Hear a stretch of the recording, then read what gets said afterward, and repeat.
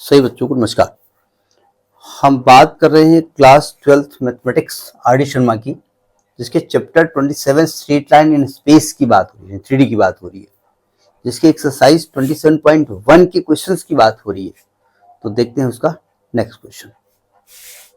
देखिए fifth question क्या कहता है। जब तक हम क्वेश्चन पढ़ते हैं आप दीदारे क्वेश्चन करिए, आपकी स्क्रीन पे आ रहा होगा। क्वेश्चन कहता है कि ABCD इज अ पैरेललोग्राम। अब क्या होता है आप जानते हैं। The position vectors of A, B and C are respectively मतलब ये नहीं कि रेस्पेक्ट से साहब, ऐसा नहीं, तो एक ऑर्डर में है, A का पहले फिर B का फिर C में। 4i plus 5j minus 10k, 2i minus 3j plus 4k, minus i plus 2j plus k। Find the vector equation of BD, also reduce it to vector form. क्या कह रहा पता नहीं, जरा समझने की कोशिश करो। हमने कहा किसी क्वेश्चन को आप किसी भी एंगल से सोच सकते हैं, ठीक है। मतलब ऐसा नहीं कि जैसा हम बता रहे हैं यही एक मेथड है, किसी के दिमाग में कुछ भी आ सकता है। तो एक पैरेललोग्राम है, पहले बना देते हैं पैरेललोग्राम। ये एक पैरेललोग्राम है और जो नेमिंग देंगे आप इसकी, जो नामकरण संस्कार करेंगे, एक ऑर्डर से नंबर लिखेंगे। ए लिखेंगे, एक ऑर्डर से ABCD लिखेंगे, यानी कि ए इधर लिखा, बी इधर लिखा, सी इधर लिखा, डी इधर लिखा, CD लिखेंगे।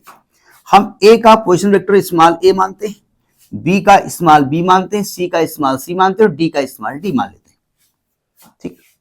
चूंकि पोजीशन वेक्टर दिया हुआ a का स्मॉल a क्या गिवन है, गिवन ये है 4 5 minus 10, 4i plus 5j minus 10k।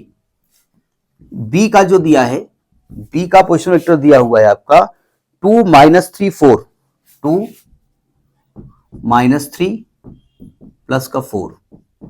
और जो c का दिया हुआ है, हमको ये नहीं मालूम कि क्वेश्चन लगेगा कैसे, हम नोट कर रहे हैं, बाद में हम आप बात करेंगे, फिर देखेंगे, आंसर निकालने की कोशिश करेंगे। c का दिया हुआ है आपका माइनस आई प्लस 2j प्लस के, माइनस आई प्लस 2j प्लस के। और आपसे कह रहे हैं कि BD का इक्वेशन निकालिए, नहीं मालूम कैसे निकाला जाए, हमको नहीं मालूम कैसे लगेगा, पहले हम बता दे रहे हैं, ठीक है। देखिए दो चीजें हैं, अब जरा देखो ध्यान से। अभी अभी अभी अभी थोड़ी देर पहले तक मेरे दिमाग में बात नहीं थी, मैंने जो सोल्यूशन बनाया है उसका मेथड चेंज किया, कोऑर्डिनेट सिस्टम से लगाया। अब वो दिखेगा नहीं आपको, कैमरे में देखो, यहाँ कोऑर्डिनेट लिखे हमने, अगर देखो ध्यान से तो ये देखो कोऑर्डिनेट लिखे। लेकिन अभी आपसे बात करते करते दिमाग में कुछ और क्लिक हो गया। कैसे क्लिक हुआ, अगर आपको D मालूम हो जाए, ठीक, यानी पोजीशन वेक्टर ऑफ B और D मालूम हो जाए, तो BD जो है ना वो 2 पॉइंट से होकर पास हो रही है। तो इसके दो तरीके से मैंने सोचा, मैंने जो पहले सोचा था, जब आपको पढ़ाने की पहले सोच के बैठे थे तो वो अलग था, आपसे बात करते करते मति हमारी चेंज हो गई, अब क्यों ही पता नहीं। देखो पहला ये सिस्टम था, कोई एक अगर आपका ये पॉइंट है तो कोऑर्डिनेट इसका 4 5 माइनस 10 होगा, हम बता ही देते हैं। अब चूंकि पहले सोच चुके हैं तो वो आपके सामने परोस दें। बी का कोऑर्डिनेट आएगा 2 माइनस 3 4 और सी का आएगा -1, इसे बताएंगे नहीं, ध्यान रखिएगा।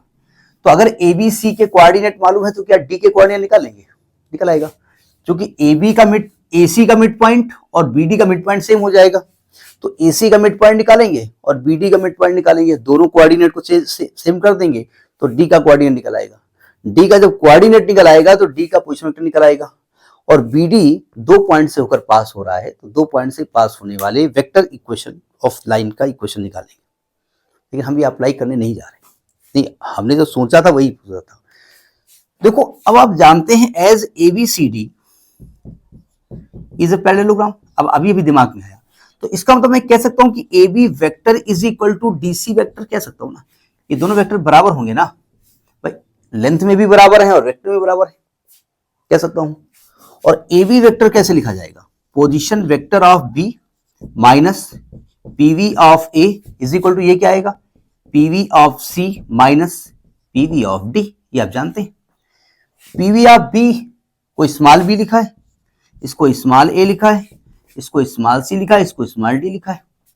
अब वैल्यू रख दो उठा करके, b की वैल्यू क्या है, ये है 2i minus 3j plus 4k, minus a की वैल्यू क्या है 4i plus 5j minus 10k is equal to c की वैल्यू क्या है, माइनस का i प्लस का 2j प्लस का k, और d का मुझे मालूम नहीं है, उसी को तो निकालना है।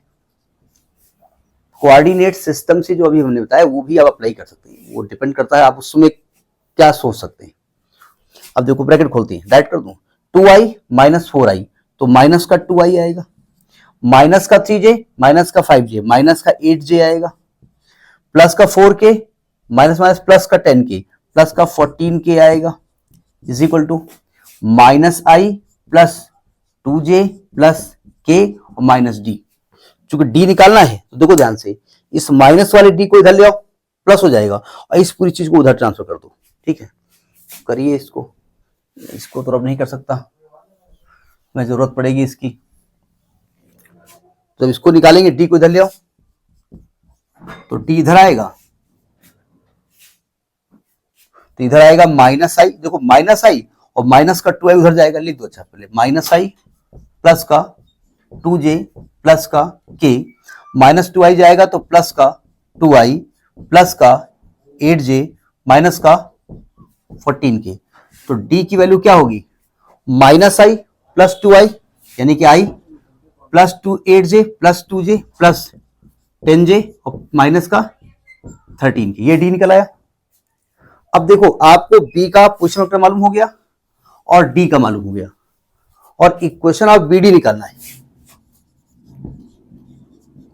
2 पॉइंट से पास हो रहा है ना, तो क्या होता है r इज इक्वल टू, देखो bd निकालना है तो b plus lambda d minus b, या तो ये लिख दो या लिख दो r is equal to d plus lambda b minus d, ये दोनों लिख सकते हैं यहाँ पे। 2 पॉइंट से होकर जाने वाली लाइन का वेक्टर इक्वेशन हम लिखेंगे एक ही, लेकिन दोनों लिख सकते हैं, दोनों लिखनी चाहिए आपको। तो आएगा r is equal to, b की वैल्यू क्या है, b ये है आपका 2i minus 3j plus 4k plus lambda b d minus b, तो d तो ये निकाल लिया आपने, i plus 10j minus 13k और माइनस b करोगे तो माइनस का 2i आएगा, माइनस अंदर जाएगा तो प्लस का 3j हो जाएगा और माइनस का 4k हो जाएगा। कैलकुलेशन देख लीजिएगा, कभी कभी कहीं कहीं प्लस माइनस की गलती कभी कभी हो जाती है। तो r इज इक्वल टू यह आएगा 2i minus 3j plus 4k, यहां आप d भी लिख सकते हैं, ध्यान रखिएगा, plus lambda i minus 2i यानी माइनस का ही आएगा, प्लस का 10j प्लस का 3j प्लस का 13j होगा, और माइनस 13 माइनस माइनस का 17k हो जाएगा। तो ये आपका वेक्टर इक्वेशन हो गया। जब आप d लिखोगे ना तो यहां पर d की वैल्यू चेंज हो जाएगी, तो कार्टेशियन भी 2 निकलेगी, ये ध्यान रखिएगा। ठीक है, d से एक अलग निकालेंगे। तो अगर आपको कार्टेशियन फॉर्म चाहिए तो कार्टेशियन फॉर्म निकाल लो, ये तो वेक्टर फॉर्म आ गया, यहां d रख करके लगाओगे एक वेक्टर फॉर्म नया आएगा। अगर किसी कॉम्पिटिटिव एग्जाम में रिटन एग्जाम हो रहा है तो दोनों लिखनी पड़ेंगे आपको, और हो सकता है वहां दोनों ऑप्शन भी दिए हों, ये भी हो सकता है।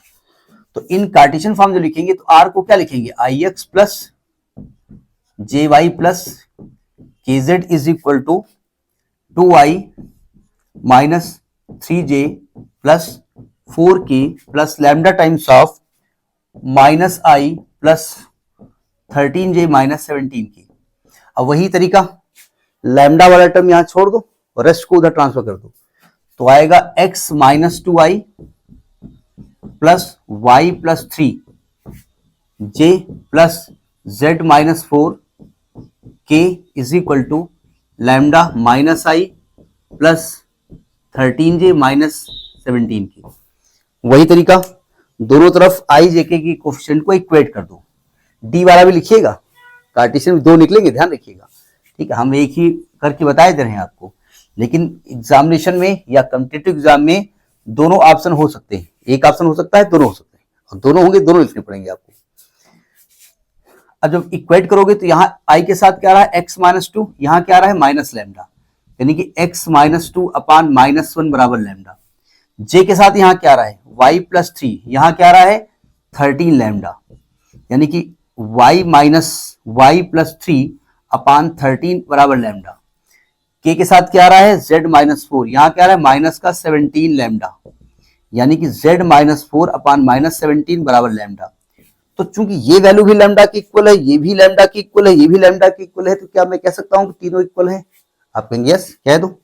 तो x माइनस 2 अपान माइनस 1 बराबर y प्लस 3 अपान 13 बराबर z minus 4 upon minus 17। Answer ये आ भी सकता है और आंसर ये नहीं भी आ सकता है, ठीक है, नहीं आ रहा है। अगर इसके पहले क्वेश्चन में आपने पढ़ा हो तो हमने बताया था आपको कि नीचे वाली चीज किसी भी नंबर से अगर कट सकती है तो काटना पड़ेगा। अब आप कहेंगे 1, 3 और 17 किस नहीं कटेगी, ना काटो, ये दो निगेटिव हैं तो आप सिंगल निगेटिव ले सकते हैं। आप माइनस से मल्टीप्लाई कर दोगे तो ये आएगा x minus 2 upon 1 is equal to y plus 3 upon minus 13 is equal to z minus 4 upon 17। ये होता है जब भी दो निगेटिव होंगे तो आप सिंगल निगेटिव लिखने की कोशिश करेंगे, तीनों निगेटिव होंगे तो तीनों पॉजिटिव हो जाएंगे, ठीक है। तो ये आपका आंसर आ रहा है, आ रहा है ना, आ रहा, अरे वाह, गुड, लिख दो इसमें, एक मिनट देख लें, हाँ सही है। तो इस प्रकार से क्वेश्चन लगेंगे। इस क्वेश्चन को किसी तरीके से सोच सकते हैं, फिलहाल दो तरीके हमने आपको बता ही दिए, दूसरे से आप लगाइएगा, तीनों को कोऑर्डिनेट लेकर के कोऑर्डिनेट मेथड से लगा सकते हैं, ठीक है। नेक्स्ट वीडियो, नमस्कार।